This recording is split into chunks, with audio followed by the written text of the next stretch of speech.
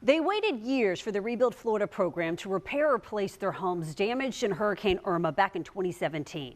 About 3 months ago, we shared the stories of these 4 homeowners who you see right here.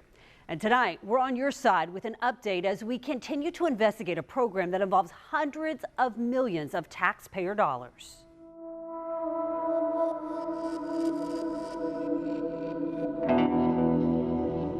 My roof is horrible. Tarps are getting bad and starting to leak through this last Hurricane Debbie that came through. 4 months after we first visited Mary Gill's Middleburg home, it's just getting worse. Her roof that was damaged by Hurricane Irma continues to deteriorate. She applied for the Rebuild Florida Housing Repair and Replacement Program, but told us she'd been waiting for an environmental review since 2021. We took her concerns to the head of FloridaCommerce when we sat down with him in Tallahassee in May. Mary Gill, unfortunately, she's never actually been in the program. She applied well more than a year after the program's application window closed. And I have a caseworker, I have a case, and then to say I'm not even in the program, that just blew me away there.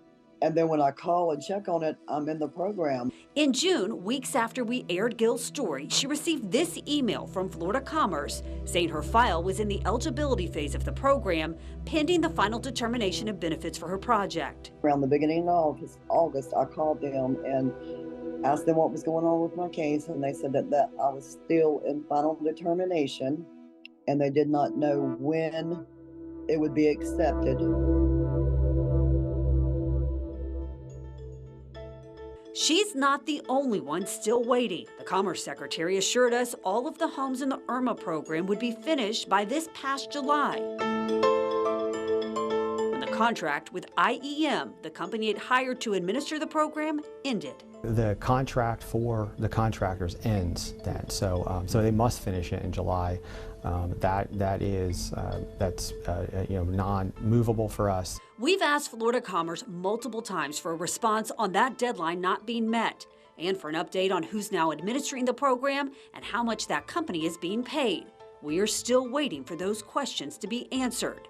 In July, a spokesperson told us 250 homes are in the construction or pre-construction phase of the program and are now expected to be completed by the end of the year. The program from the very beginning hasn't been run right. The Attorney General here in the state of Florida has got to do an investigation. Robert Brookins says while some repairs have been made to his new mobile home in Baker County since we first interviewed him, they're subpar, and his biggest complaint hasn't been resolved. The mobile home Rebuild Florida gave him is about 300 square feet smaller than his home that was damaged. Like type and size home, far from it. If they'd give me the floor plan, I would have denied it. This isn't working for us. $247,000 of taxpayer money was used to replace his mobile home, money he does not think was wisely spent. If they allowed me $247,000 to replace my home, I could have done that and more. But a lot of money went in someone's pocket. After we gave FloridaCommerce a list of names of homeowners struggling to get help, you can see the lines. They sent a team to tour many of the homes, like Janet Jackson's in Jacksonville. No, not all of the problems have been fixed. The windows, the electrical, the gutters, and the doors. But she says communication has greatly improved with FloridaCommerce. Every time I call, I do get a response. Before you, months will go by, no response. And she's hopeful all of the work will soon be finished. You guys made a big difference in what we were going through by you going to Tallahassee, by you talking to us, interviewing us. So to me, if it wasn't for you and your team, we would still be spinning our wheels. I believe that. For Anthony Stevens, a disabled Jacksonville veteran who had a list of complaints when we first toured his home, you check the door and you will see the gaps. He says his problems have now been resolved. He's just waiting for the final walkthrough. After you aired the story, everything started moving in the right direction. He says the contractor fixed his garbage disposal, his misaligned doors, his roof, and even replaced his floors that he believed had been installed incorrectly. But after you all came in and everybody They seemed like they found some jumping beans, and they started getting everything taken care of. And no ifs, ands, and buts about it. If it was not for you all, it would not have happened. As for Mary Gill, she continues to wait. Yes, I need help.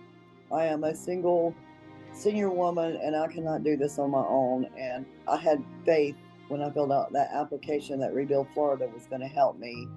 And here it is all these years later, and I'm actually worse than I was to begin with.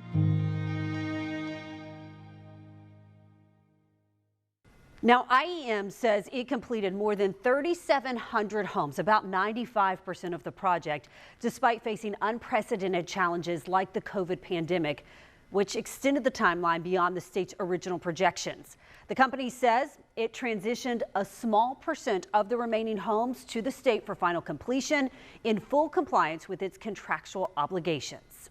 And you can read the full statement and you can see our extensive reporting on the Rebuild Florida program by going to firstcoastnews.com/rebuild. And you can watch our investigative special at 11:30 tonight on First Coast News Plus.